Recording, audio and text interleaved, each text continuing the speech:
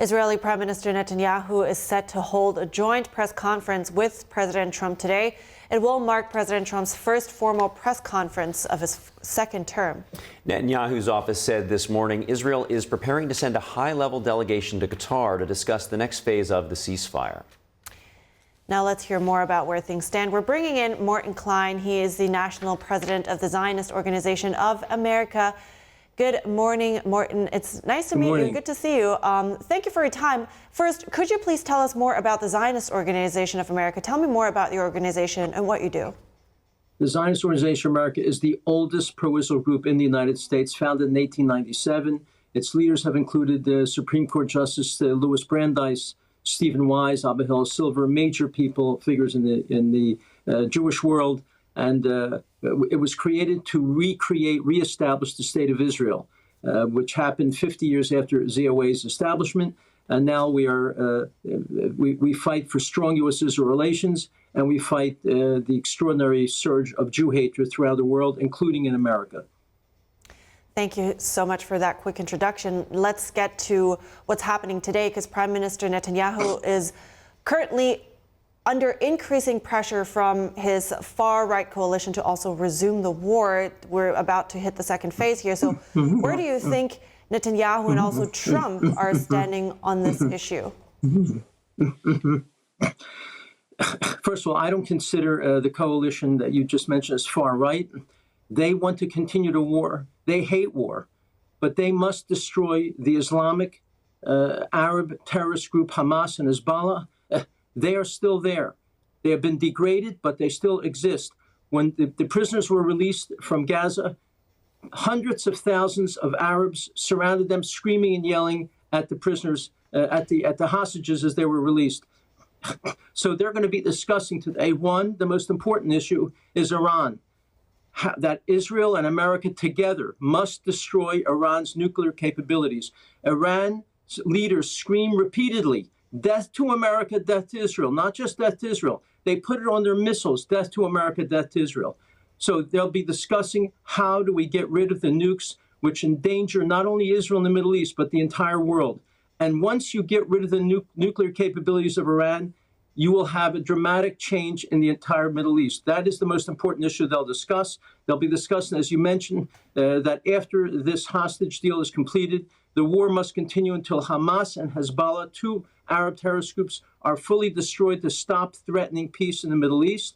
And third, President Trump announced himself, we must remove the Arabs from Gaza. Gaza has been flattened because of the Hamas invasion of Israel and Israel's response. And Trump is urging that Egypt and Jordan take the Gaza Arabs into their countries that have the same religion, the same culture, the same language.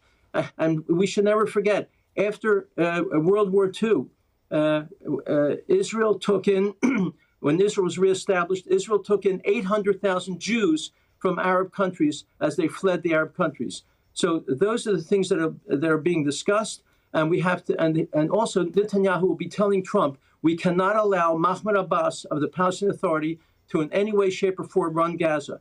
He brags about how great Hamas is. He praises killers of children that have been released from Israeli prisons.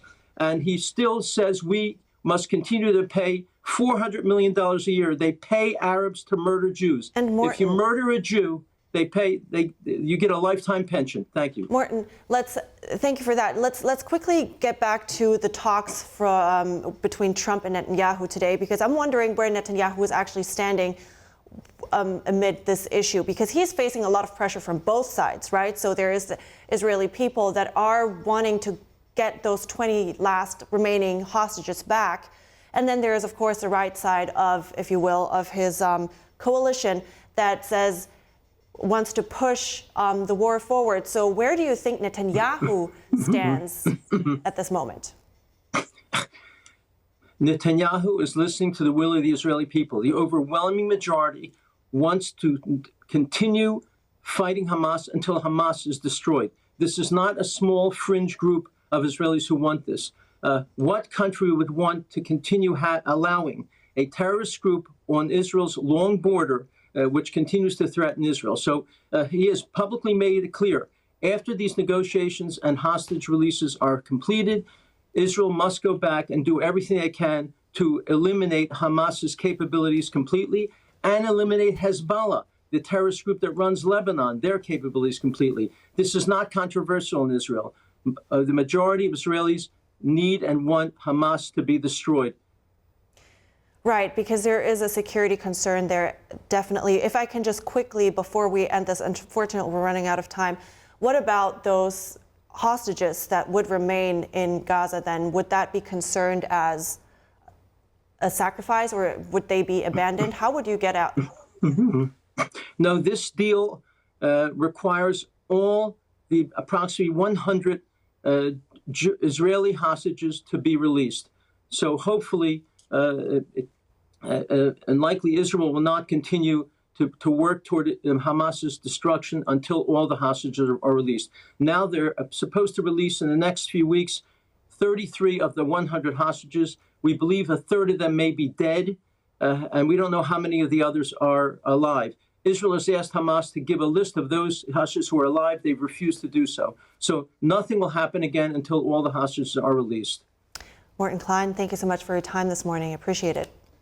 Thank you.